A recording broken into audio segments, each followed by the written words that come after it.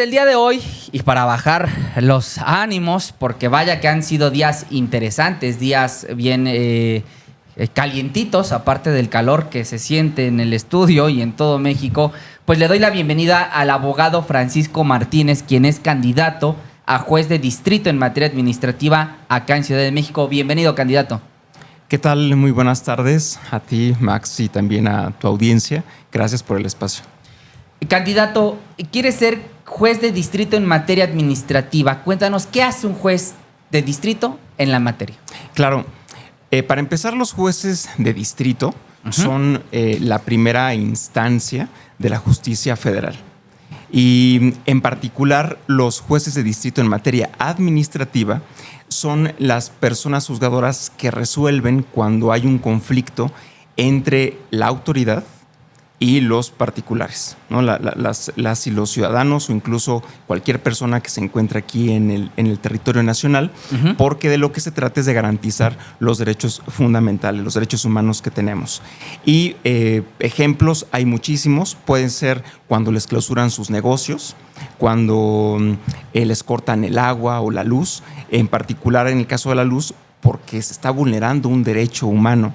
Sí. Entonces, recordemos que hay medicamentos que requieren refrigeración e incluso fue muy patente cuando tuvimos la pandemia, que había instrumentos que nos mantenían con vida prácticamente y requerían la electricidad, ¿no? Entonces, si de pronto llegaba la comisión y nos cortaba la luz por cualquier razón, se podía poner en peligro nuestra vida. Y también algo muy, muy frecuente que pasa, que a veces vamos al seguro y no hay medicamentos. Entonces, cuando el seguro nos niega esos medicamentos con cualquier excusa, pocas personas saben que pueden acudir a un juicio de amparo para que el juez obligue a la autoridad a que les proporcione el medicamento. Más o menos es uno del tipo de casos que ven este tipo de autoridades. Estamos hablando con el abogado Francisco Martínez. Francisco, seguro conociste del caso de una autoridad, vamos a decir, del rango municipal, del rango de alcaldía, que reventaba pérgolas con motosierra en mano, que reventaba refrigeradores con bat en mano, que, bueno, pues se sentía, andaba en racer. Eso no es un hecho denunciable, pero sí que lo es el reventar negocios con motosierra en mano. No voy a decir nombres, solo digo que este tipo de casos los verías tú. Siempre y cuando, digamos, porque puede haber una instancia local, ¿no? Pero si de pronto se puede argumentar que hubo la vulneración a un derecho humano, sí podrá llegar al juez de distrito en materia administrativa. Que te revienten tu negocio con motosierra en mano, ¿dirías que es violentar un derecho humano? Podría ser en el caso de la libertad que uno tiene para el trabajo, ¿no? A veces ese es nuestro único negocio que tenemos. Y es una autoridad administrativa, es una autoridad, no sé si facultada, no creo que haya en México alguien facultado para reventar negocios de esa manera. De ninguna manera. Todo tiene que ser siempre conforme a lo que nos marca nuestras leyes, nuestra Constitución. Y desde luego que pues la violencia no está autorizada. Hablemos de sanciones, porque luego vemos o escuchamos en campañas que se robó tanto, que hizo tanto, que deshizo tanto, que dio permisos, y luego pareciera que pasa la campaña y se les olvida a los actores políticos las sanciones. Dime, abogado, candidato a juez de distrito en materia administrativa, Francisco Martínez, ¿cuál es la pena mínima que se le puede dar a un servidor público si se le juzga, digamos, en un juzgado de distrito, y cuál sería la pena máxima? Mira, para el caso de los jueces, en el caso de los servidores públicos, cuando cometen una infracción administrativa, ahí quienes los juzgan son las contralorías o los órganos internos de control. Entonces, digamos, no llegaría directamente al juez de distrito en materia administrativa. Y en este caso, en el caso de que llegara a las contralorías, órganos internos de control, pues puede haber diversas sanciones. Puede ser desde una multa hasta incluso una inhabilitación. Una inhabilitación. Inhabilitación. ¿Y cuándo te dan vista a ti? ¿En qué momento llega a tus manos? En el caso de que hubiera una vulneración, en el caso de la persona servidora pública a la que se le está juzgando, ¿no? Que a lo mejor hubo una vulneración a su derecho, o incluso digamos, en el procedimiento que corresponda, la persona afectada puede decir es que se me está vulnerando mi derecho humano, ¿no? Ya, estamos hablando con Francisco Martínez, quien es candidato a juez de distrito en materia administrativa acá en Ciudad de México, que entiendo tendrías competencia en el distrito que te toca. Eso será federal. Okay. Digamos, por una cuestión de organización de las elecciones, el INE dividió a algunas entidades en distritos judiciales electorales. ¿Cuál es el tuyo? Es el número 3, que corresponde a toda la alcaldía Benito Juárez y la parte norte de Álvaro Obregón. Ándale, pues ahí está el cartel inmobiliario, ¿no? ¿Qué decir sobre ello? Pues digamos que creo que ahí hay que poner mucha atención, porque yo he escuchado a muchas personas, muchos colegas que incluso son parte del Poder Judicial y argumentan que nunca han visto ningún acto de corrupción o que no, digamos, pareciera que son extraños a cuando los datos que tenemos pues son alarmantes. Tenemos el número 140 de 180 países evaluados a nivel mundial en materia de percepción de la corrupción. México está en el 140 y esto se debe, de acuerdo con Transparencia Mexicana, pues a la impunidad que permiten los tribunales, ¿no? Entonces, cuando uno se da cuenta también qué tantas, cómo es que llegan estos casos y que no hay ninguna resolución en contra de los servidores públicos, pues también uno se alarma, ¿no? Porque entonces uno dice, y entonces esto que vimos, ¿qué pasó? O sea, ¿a poco es cuento lo que nos dicen? Y a mí me parece que no. Es justamente la impunidad que permiten los tribunales. Entonces, sí es algo que se tiene que revisar. Y bueno, creo que el combate en contra de la corrupción y de la impunidad es algo que afortunadamente se viene dando desde pues poquitos años, ¿no? Me parece que esos compañeros que citas es un asunto de no querer ver la realidad, porque ellos van a decir, no, pues no hemos visto corrupción. Pero lo que sí vemos es que Benito Juárez concentra una gran cantidad de edificios con pisos de más. Bueno, un caso muy sonado es el del señor Simón Levy, justamente que construyó un edificio, que construyó pisos de más, que fue su propia vecina, su socia, quien lo demandó. En fin, yo no quiero hacer que prejuzgues, porque si logras ser electo, no me gustaría que te tuvieras que declarar impedido para atender esta situación, pero sí quiero hacerte una pregunta bien concreta que me parece prudente, que es que si resultas electo abogado, no sé, te lo pregunto, ¿nos puedes dar tu palabra de que tú no vas a hacer como que no ves y vas a hacer lo que la ley te dice, que es pues atender las denuncias, las demandas? Es mi palabra. Eso lo he sostenido. De hecho, si me permites comentarlo, yo trabajé en la entonces Secretaría de la Función Pública cuando llegó el gobierno del anterior presidente de la República. Fui invitado a colaborar ahí y nos dimos cuenta de el cochinero que había, ¿no? en las instituciones públicas y también privadas. El índice de corrupción y de impunidad es alarmante.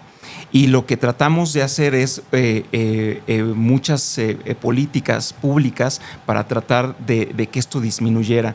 Una de los proyectos en los que estuve involucrado y que me encantó muchísimo fue tratar de dar una regulación de los alertadores internos y externos de la corrupción, que creo que todavía falta mucho que hacer en la materia, pero fue un primer paso que se dio en ese entonces. Y bueno, estando ahí, conociendo lo que ocurre con la corrupción, viendo que eso afecta muchísimos derechos humanos porque es dinero que se va por otros lados, que podría estar siendo utilizado para la educación, para programas sociales, en fin, para fortalecer nuestro Estado de Derecho, nos afecta de esta manera con la corrupción. Entonces, viendo eso, yo no podría más que decir, por supuesto que cuenten con mi palabra de que en la medida de mis posibilidades, en lo que a mí me corresponda, yo voy a combatir la corrupción y la impunidad.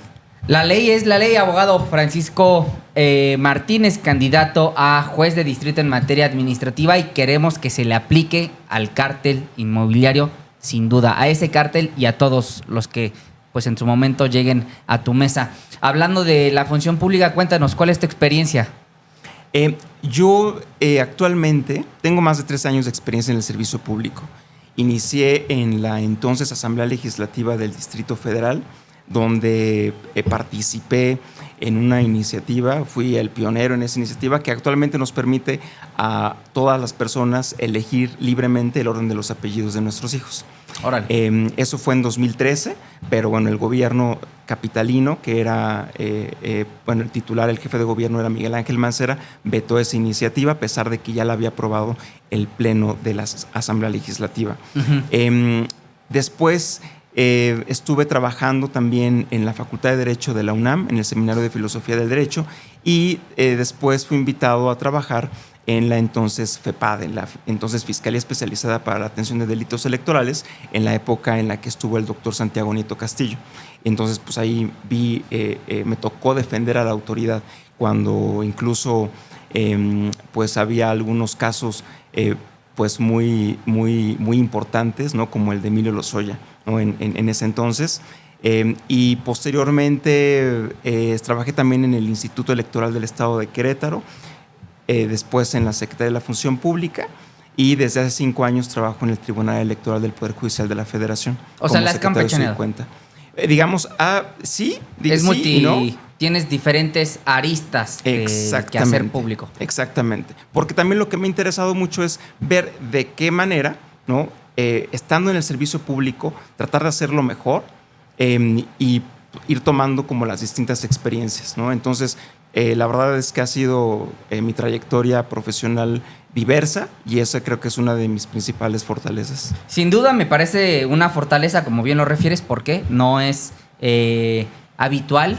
No, normalmente lo que hemos escuchado es que todos los candidatos tienen una trayectoria dentro del Poder Judicial y que vienen desde abajo. Bueno, tienen una gran historia de vida, pero justo como lo refieres, luego hay compañeros que se tapan los ojos y no ven. Totalmente. Y me parece que al respecto sí debo decir que incluso estando desde la perspectiva no únicamente de quien juzga, sino de la autoridad, ¿no? O incluso desde la parte legislativa, uno se da cuenta de que es necesario tener experiencia en esos ámbitos para poder entender todo este proceso, todo este fenómeno que significa lo jurídico, ¿no? ¿Qué hacer con la corrupción en el Poder Judicial? Sobre todo en tu materia, que es la parte administrativa. Pues bueno, son los actos de autoridad. Llámese gobierno federal, llámese entidades de la República, gobiernos municipales, cualquier acto de autoridad. ¿Qué hacer con la corrupción? ¿Qué hacer con la corrupción? Para empezar, tendríamos que ser conscientes de que se trata de empoderar también a las personas que forman parte de los equipos de los juzgados, para empezar. ¿Por qué razón lo digo? Porque muchas veces el problema de la corrupción viene de que nos queremos hacer de la vista gorda, de que vemos y no denunciamos, de que vemos y por el temor que tienen, digamos, las personas que forman parte del equipo, de que puedan ser movidas de su empleo, ¿no? De su lugar de trabajo, prefieren guardar silencio. Y entonces se permite que los jueces o los magistrados nombren a familiares, a los amigos, en fin, ¿no? Y esto pues no es algo que uno se esté inventando. Hubo un reporte de un miembro del Consejo de la Judicatura Federal en 2017 que señaló que 500 jueces y magistrados en todo el país tenían desde 1 hasta 16 familiares en el Poder Judicial. Entonces, ¿por qué no se denunciaba antes o por qué no se decía? Quizás para mí, por lo que yo estuve analizando en mi paso por la Secretaría de la Función Pública, es que las personas no quieren denunciar porque temen de las represalias. Entonces, algo bien importante que se tiene que hacer es dar ese ambiente de confianza al interior de los juzgados y que las personas sepan perfectamente que pueden denunciar incluso a su titular, ¿no? Que no va a haber ningún tipo de represalia y que esto, digamos, ahora que va a haber una legitimidad democrática, que el pueblo también esté viendo qué es lo que hacen las personas juzgadoras, ¿no? Sí. Y afortunadamente también vamos a tener un tribunal de disciplina, pero el que estén revisando las personas, los ciudadanos, que se organicen y que estén viendo qué es lo que hacen las personas juzgadoras, me parece que es algo importantísimo para que esta nueva forma de integrar al Poder Judicial funcione. Impunidad, abogado, porque en el proceso de reforma de elección judicial Vimos a una Norma Piña, a una presidenta de la Suprema Corte de Justicia de la Nación, violando la ley a las luces de las cámaras de los medios de comunicación al avalar la ejecución de un paro de labores a todas luces ilegal por donde le busques. No hay forma de justificar, de fundar y motivar como debe ser su actuar, pues ese paro ilegal. Y pues todo parece indicar que se va a ir muy tranquila con sus saberes de retiro, con impunidad total. Impunidad también son los sabadazos, abogado, cuando en fines de semana dejan salir a delincuentes, peligrosos delincuentes, informaba Omar García Harfuch en el penúltimo informe de seguridad la semana pasada, de más de 100 delincuentes, altos delincuentes del crimen organizado, liberados vía sabadazo. ¿Qué hacer con la impunidad, abogado? Mira, ahí creo que algo bien importante es que las personas conozcan cuáles son los mecanismos, cuáles son las vías para poder denunciar a esas personas, ¿no? Sí estoy convencido de que cualquier persona servidora pública que actúe mal o que desde la perspectiva de los ciudadanos estén actuando mal, pues que se les denuncie, que se les investigue. Podrán decir, bueno, las pruebas están ahí, es verdad, pero desafortunadamente también el formalismo que a veces tenemos obliga a que haya necesariamente una denuncia, ¿no?, de parte de alguien. Entonces, podemos pensar en mecanismos como el juicio político, ¿no? Cosas que pueden ocurrir, pueden pasar, se tienen que fundamentar muy bien, por supuesto, pero bueno, son opciones que tenemos como ciudadanos, ¿no? Sí. Si es que vemos este tipo de actuar. Hay quienes están llamando a no votar, a que no salgan a votar el 1 de junio. Hay quienes dicen, como Cedillo, que es el fin de la democracia mexicana. Hay quienes dicen, como Lorenzo Córdoba, que esta elección va a ser fraudulenta y que, bueno, se está planeando desde el poder un fraude, un gran fraude electoral. ¿Tú qué dices, abogado? Que me parece algo totalmente absurdo. Y es terrible que siendo el voto no solamente un derecho, sino también una obligación, se esté llamando a desobedecer lo que nos mandata la Constitución, para empezar. Pero además, sí es importante criticar a quienes dicen que no es una elección democrática. Bueno, yo en esos casos quisiera que me dijeran entonces que sí lo es. Que hay a lo mejor cosas que se pueden modificar en las reglas, por supuesto. Todo proceso es perfectible. Exactamente, totalmente. Pero de eso a que se llame no votar me parece un error gravísimo. Esta elección nos permite que nosotros tomemos las riendas como ciudadanía que somos, de las instituciones públicas que tenemos y que podamos decir, mira, yo voté por tal persona, ¿no? Estoy conociendo cuál es su trayectoria, cuál es su perfil y a mí me convence esta persona, ¿no? A veces le dejamos esto a que lo hagan ciertos exámenes que se basan en el mérito, cuando en realidad, pues lo que les decía, ¿no? Tenemos estas historias de mucho nepotismo al interior del Poder Judicial y uno dice, bueno, ¿realmente eso es mérito? Me parece que no. Entonces, es un compromiso que tenemos con la ciudadanía, con el Estado mexicano donde vivimos. Y como luego se los he comentado a mis alumnos, porque doy clases en la Ibero de Filosofía y Teorías de la Justicia, con un diálogo de Platón, cuando Sócrates es acusado por estar corrompiendo a la juventud y por impiedad, él cuando va a la prisión, va uno de los amigos y le dicen, oye, pues escápate, ¿no? O sea, mira, ahorita podemos ayudarte a escapar. Y él dice, no, porque yo he vivido aquí en este estado, yo me tengo que someter a las leyes que tenemos y si la decisión fue que yo beba la cicuta, pues ni modo, no me importa.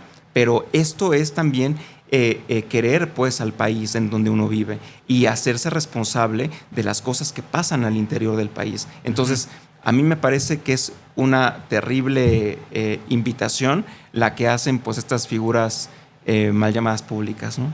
Estamos hablando con el abogado Francisco Martínez, quien es candidato a juez de distrito en materia administrativa. Preguntarte, candidato, ¿cuál es tu principal compromiso con el pueblo de México, con los electores? Mi principal compromiso es que pueda brindar justicia a las personas tal y como nos lo merecemos. hemos estado ya muy cansados de muchos años de juicios que duran muchísimo tiempo, de que recibamos sentencias que no entendamos, que incluso sean injustas y que necesariamente tengamos que pagarle a un abogado para que nos digan qué es lo que dicen esas sentencias. Me parece que es algo totalmente injusto. Entonces, mi compromiso es ese, es tratar de que las sentencias sean entendibles, que las personas puedan saber qué es lo que estamos diciendo y también a fomentar al interior del juzgado pues un ambiente de confianza para poder denunciar los actos de corrupción, que no solamente vea yo, sino que vea el equipo. Sí. Ese es mi principal compromiso. Francisco Martínez, candidato a juez de distrito en materia administrativa. Si hay alguien dentro de nuestro público, que por cierto hoy se conectaron más personas de la Vital, lo cual agradezco muchísimo, sobre todo la confianza que nos han dado a lo largo de estas coberturas informativas. Preguntarte, Francisco Martínez, si alguien quisiese votar por ti, ¿cómo le hace? ¿Dónde te encuentra? ¿Qué boleta? ¿Qué color? ¿Qué número? Claro.